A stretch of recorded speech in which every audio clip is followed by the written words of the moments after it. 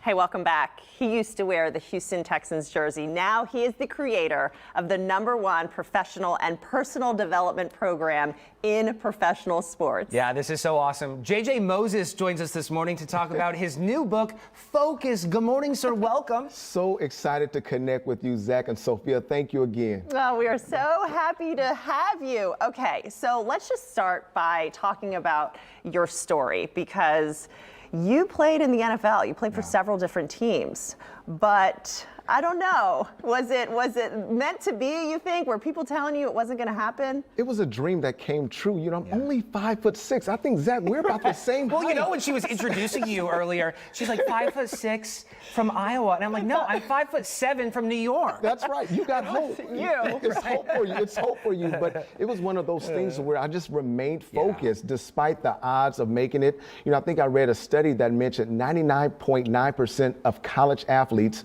will not make it into the NFL. So by having this focus, prepare to win mindset, it is what allowed me to overcome the odds, to play in the National Football League for a few seasons, and also to step into some dream jobs and to have healthy relationships. So I'm just excited about my book, and what an amazing venture being in the NFL. JJ, talk to us about those moments when you were up and coming, and how you got through those trials and tribulations, the naysayers.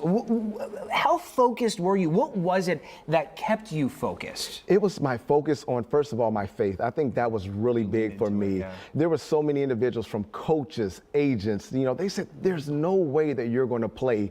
But I think the biggest part of this whole entire journey was just being prepared for the opportunities. In life, we're going to have those opportunities, but by remaining focused, staying prepared to win, is what allowed me to tap into some unbelievable opportunities that propelled me within my career and even on the football field as well. JJ, was there a moment where you felt down, maybe you felt like, oh, I don't know if I can do this? Can you describe that moment, and then how maybe these strategies brought you out of that? Absolutely. There were so many setbacks within my career in terms of being released from several different NFL teams. That's difficult, right? You know, you're dealing with, you know, you put all your time and you put all your energy, and then you're told, man, we got to go with another player. And then I also lost my father, you know, during this story of my life. And he was my best friend. He was my friend. He was the person that I could call upon, him and my mother both. But when I lost my dad, it was one of those things. By having this prepare to win mindset, it allowed me not to settle of why it happened, but I remembered and I continued to focus on the great things that my dad taught me, and I continued to stay encouraged. So it allowed me to continue to move forward despite the, you know, the drama or the negative things that might happen in a person's life. You know, I always, growing up an athlete, Sophia was also an athlete, I relate a lot of what it is we do, especially in television and news, back to a sport. What we do is a lot like a sport. Not everyone plays sports, but there's so much to be learned. And whether you are on a court, off a court, on a field, on a diamond, off a diamond, there's so much you can apply from what you learn on the field to everyday life. Absolutely. And we all know that in life, we're going to have distractions, right? Distractions at work or at home. And I read a study that mentioned 3 out of every 4 workers, they are distracted. And by being in professional sports, working within the front office of an NFL team, I understand the importance of being attentionally focused. When there is a system or a program in place, the stats are amazing, Sophia. It says that nearly 75 individuals feel more motivated, they feel more purposeful, and they're just happier. And so that's the overall intent of my new book, Focus, is to help individuals to remain focused so they can have healthy relationships, they can balance life and work, and be prepared for their opportunities when it comes. I love that. And I feel like it's really about perspective too, because anything that life is handing you, it's like if you turn the way, you know, that you're looking at something, right? You turn your focus in a way, then you can get through anything. Absolutely. I think that's really big, and I'm a firm component of this. But a person's focus will keep them safe in life. It will give them success, and I believe overall it will take them to the next level. And so whatever aspect or whatever arena you are in, by remaining focused, I think that's what gives individuals overall the opportunities to be successful. JJ, what is one of your favorite strategies? Oh, my goodness. Top example. I'm sure Oh there's my several. goodness, there's 21 practical steps, but I think one of my favorite strategies is the importance of writing your goals down. I was writing don't do I always that. wrote Journaling. and I think that's so vital in today's world. There's a study that says 80% of individuals, they don't write goals down. And so when I was younger, I would write my goals, and at that time, it was simple.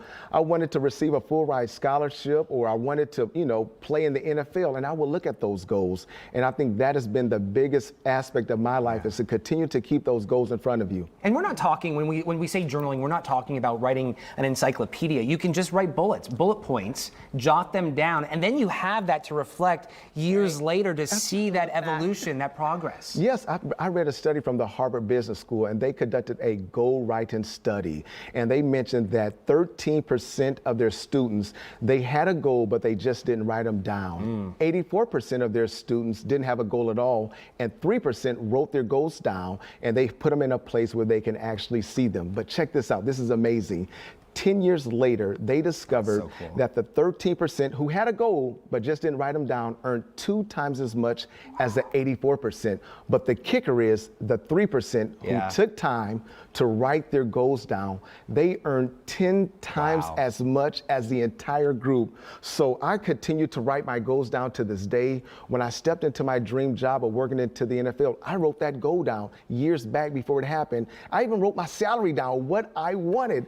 And lo and behold, that goal came to reality, and the salary that I wanted, it wasn't $1 short or a penny short. Love it it. was the exact same amount. Focused. It's the title. That's it. Oh my That's awesome. goodness. What do you say to anyone watching that's like, I don't know, maybe I want to try it, I'll write it down, to the naysayers about your book and your plan that has clearly worked? Absolutely. I think for me, it's just a personal method that I've utilized. Now, each person is different, but for me, being able to be positive and energetic and motivated, and to look at the cup half full instead of half empty, that's what's helped me to overcome the odds. That's what allowed me to have success on the football field. And even as I've transitioned out of the NFL and dealing with setbacks. And so overall, I think by having this focus, prepare to win mindset, it allows you to be free. So when challenges do occur, you can kind of go through them and navigate them to the best of your ability. Oh, that is Change so that awesome. mindset. Yeah, That's change it. That might be the hardest It's part. attitude. That's tough. It's attitude. Yeah. But it is.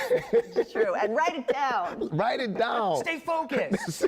I love it. I love it. I'm so impressed with you that you started this conversation the way you did. She's so competitive. Oh, my goodness. She is so competitive. Before he sat down, she was asking him the time on his 40-yard dash. I did. I said, what's your, Well, she's a hoop star. what's She's your the best. fastest 40-yard Listen, dash? I She want to can know. play nice when she wants to. I love it. I love it. Well, the way y'all both look amazing. I'm quite sure y'all will probably beat me in a 40-yard Never. dash. So that's No, totally you you- will. I think we should Way set something up in the faster. parking lot. Let's do it. I'm all Let's for go. it.